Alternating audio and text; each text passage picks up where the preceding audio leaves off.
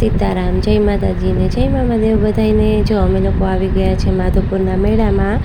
માધવપુરનો મેળો 27 તારીખથી ચાલુ થવાનો, તો એની પ્રેક્ટિસ માટે અમે બસમાંથી ઉતર્યા અને જો આ બધી ગર્લ્સ હાઈ બાય કરે છે। અમે લોકો પહોંચી ગયા છે માધવપુરના મેળાના ગ્રાઉન્ડની અંદર।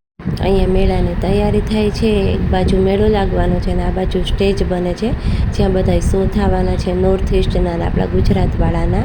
તો એ સ્ટેજ બને છે। જો અમે ફાઇનલી આ સ્ટેજ પાસે પહોંચી ગયા છે। અહીંયા તૈયારી ચાલુ છે સરસ મજાની। હજી તો બધા જે થાંભલા નીચે છે ને એને ઉપર રાખવાના છે। ફાઇનલી અમે લોકો પહોંચી ગયા છે અમારા ગ્રીન રૂમમાં। બધા બેઠા છે અહીંયા, બધા બેસી અને બધા થોડોક નાસ્તો ઘરેથી આવ્યા હતા એ કર્યું હતું। હજી ગ્રીન રૂમનું પણ કામ ચાલુ છે। જો સરસ મજાના પંખા, લાઇટો ને એસી ને બધું ફિટિંગ થાય છે। આ અમારા મેડમ છે।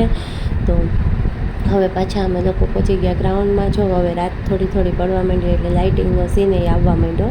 આવી રીતે આ થાંભલા છે ને એ ઉપર વયા જાય, પછી ઉપરથી આ મલ્ટી લાઇટ પડશે અને એની વચ્ચે અમારે બધાને પ્રોગ્રામ કરવાનો છે। તો જો અત્યારથી જેનો લુક કેવો મસ્ત આવે, તો હવે ધીમે ધીમે એમ થાય કે ક્યારે આ ટાઈમ આવે ને ક્યારે મેળાનો પ્રોગ્રામ ચાલુ થાય।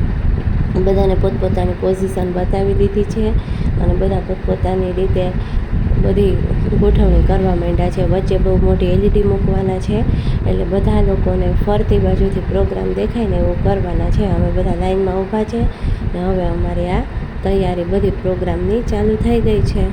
ફાઇનલી પ્રેક્ટિસ પૂરી થઈ ગઈ ને અમને એક હોટલમાં જમવા લાગી। એટલી ભૂખ લાગી જો બધાય આમ ફટાફટ ભાગવા જ માંડ્યા, કારણ કે 12:30 વાગ્યાની વાત છે। અત્યારે વાગી ગયા છે રાતના 10 વાગ્યા। તો જો આવી રીતે ચેર ગોઠવી છે, સામે એક સાઈડ ગર્લ્સ ને એક સાઈડ બોયઝ, એવી રીતે જમવાનું ગોઠવું। અરે આ કડકડતી એવી ભૂખ લાગી, છાશ જોઈને એમ થાય કે ફટાફટ ખાય, પણ લાઈન એટલી છે એટલે હવે આપણો વારો આવે ત્યારે જ થાળી લેવાની છે।